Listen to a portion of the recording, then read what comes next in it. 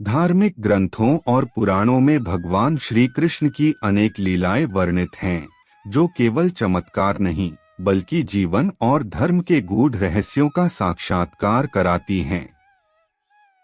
ऐसी ही एक अत्यंत प्रसिद्ध और प्रेरणादायक लीला है गोवर्धन लीला, जहां बालकृष्ण ने न केवल गोकुलवासियों की रक्षा की बल्कि संपूर्ण ब्रह्मांड को यह सिखाया कि प्रकृति पूजनीय है और सच्ची भक्ति वह है जो अहंकार से परे हो।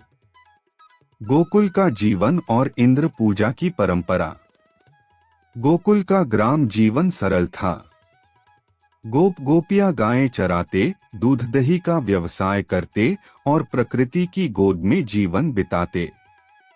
वर्षा ऋतु के आगमन के साथ ही गांव में विशेष तैयारी होती इंद्रदेव की पूजा, क्योंकि मान्यता थी कि इंद्र ही वर्षा के अधिपति हैं और उन्हीं की कृपा से खेत हरे भरे होते हैं, गोचर उर्वर होता है और जीवन चलता है।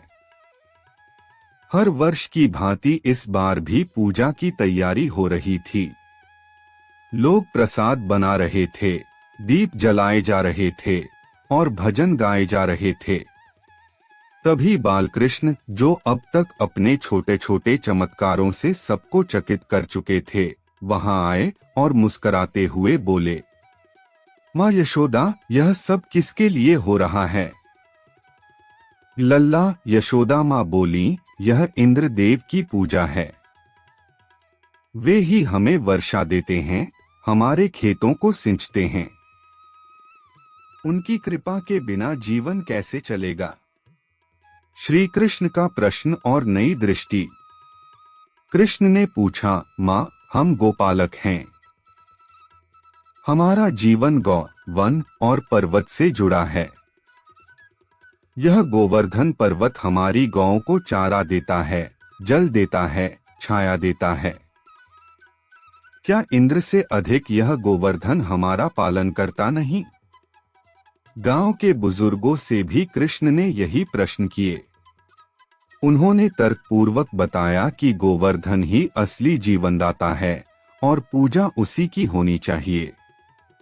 गोकुलवासी संशय में थे, परंतु श्री कृष्ण की वाणी में जो आत्मविश्वास और स्नेह था, उसने सबके मन को जीत लिया। अंततः सभी ने निश्चय किया कि इस बार इंद्र पूजा के स्थान पर गोवर्धन पर्वत की पूजा की जाएगी। गोवर्धन पूजा का आयोजन। अगले दिन उत्सव पूर्वक गोवर्धन की पूजा की गई। सुसज्जित गायें, भव्य पकवान, मंत्रोच्चार और श्री कृष्ण की अगुवाई में समस्त ग्रामवासियों ने पर्वत की परिक्रमा की। गोवर्धन को अन्न, दूध, दही, मिष्ठान्न आदि का भोग लगाया गया। श्री कृष्ण ने स्वयं गोवर्धन पर्वत का रूप धारण कर अन्न को ग्रहण किया और सबको दर्शन दिए। गोप गोपियां आनंदित हो उठे। वातावरण में भक्ति और उल्लास का संगम था। इंद्र का क्रोध। परंतु इस उत्सव की गूंज देवलोक तक पहुंची। जब इंद्र को ज्ञात हुआ कि गोकुलवासियों ने उनकी पूजा त्याग दी है, तो उनका अहंकार भड़क उठा। ये सामान्य मानव कौन होते हैं मेरी उपेक्षा करने वाले? उन्होंने गरजते हुए कहा, उन्हें मेरी शक्ति का अनुभव कराना होगा। इंद्र ने घनघोर बादलों को आदेश दिया, गोकुल पर प्रलय लेकर जाओ। ऐसी वर्षा करो कि भूमि बह जाए, घर ढह जाए और वे सब मेरी शक्ति के आगे नतमस्तक हो। गोकुल पर प्रलय। जल्द ही आकाश काला होने लगा। बिजली कड़कने लगी। तूफानी हवाएं चलने लगीं और भयंकर वर्षा प्रारंभ हो गई। गोकुलवासी भयभीत हो उठे। पशु और मनुष्य इधर उधर भागने लगे। घर गिरने लगे, खेत डूबने लगे। चारों ओर हाहाकार मच गया। लोग इंद्र को मनाने लगे, हे देवेंद्र, क्षमा करें, हमारी भूल हो गई, हमें क्षमा करें। श्री कृष्ण की लीला गोवर्धन को उठाना। तभी श्री कृष्ण वहां आए। उनके मुख पर ना तो भय था ना चिंता। उन्होंने मुस्कुराते हुए अपनी छोटी उंगली उठाई और एक क्षण में गोवर्धन पर्वत को उठा लिया। गर्जना करते हुए बोले, गोकुलवासियों, भय मत करो, यह पर्वत हमारी रक्षा करेगा। सब मेरे नीचे आ जाओ। गोप गोपियां, गायें, बछड़े, बालक बालिकाएं सभी गोवर्धन के नीचे एकत्र हो गए। पर्वत छत बन गया और श्री कृष्ण की उंगली स्तंभ। सप्ताह भर लगातार वर्षा होती रही, परंतु कोई हानि नहीं हुई। श्री कृष्ण एक ही मुद्रा में खड़े रहे, अचल अडिग। इंद्र का आत्मबोध। 7वें दिन जब वर्षा थमी और इंद्र ने देखा कि गोकुल सुरक्षित है, तो उन्हें अपने अहंकार पर पश्चाताप हुआ। वे तुरंत देवलोक से उतरकर गोकुल आए और श्री कृष्ण के चरणों में झुक गए। हे योगेश्वर, इंद्र बोले, मैंने आपको केवल एक बालक समझा। मेरी दृष्टि मोह में थी।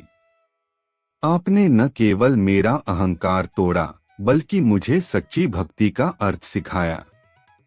श्री कृष्ण ने करुणा से कहा, इंद्र, जो अपने कार्य को धर्म पूर्वक करता है वही सच्चा पूजनीय होता है। शक्ति का अभिमान विनाश का कारण बनता है। जीवन को चलाने वाली प्रकृति है और उसका सम्मान करना प्रत्येक जीव का धर्म है। समापन और गोवर्धन पूजा की परंपरा। उस दिन से गोकुल में इंद्र पूजा की जगह गोवर्धन पूजा की परंपरा आरंभ हुई। श्री कृष्ण ने प्रकृति पूजन को धर्म का अंग बनाया। यही कारण है कि आज भी दीपावली के अगले दिन गोवर्धन पूजा की जाती है। प्रिय मित्रों, अगर आपको यह कहानी अच्छी लगी हो तो कृपया कमेंट बॉक्स में अपनी राय जरूर दें। आपके विचार हमारे लिए बहुत मूल्यवान हैं और हमें बेहतर सामग्री प्रस्तुत करने की प्रेरणा देते हैं। यदि आपको यह वीडियो पसंद आया तो इसे लाइक करें और हमारे चैनल को सब्सक्राइब करना न भूलें, ताकि आपको ऐसी ही अद्भुत और प्रेरणादायक धार्मिक कथाएं मिलती रहें। हम आपके लिए प्राचीन ग्रंथों, महापुरुषों की गाथाओं और धार्मिक प्रसंगों को सरल और रोचक तरीके से प्रस्तुत करते रहेंगे। आपका प्रेम और समर्थन हमारे लिए अनमोल है। हमें उम्मीद है कि आप इसी तरह अपना स्नेह बनाए रखेंगे और हमारे साथ इस आध्यात्मिक यात्रा में जुड़ेंगे। मिलते हैं अगली कहानी में एक और रोचक प्रसंग के साथ। जय श्री राधे।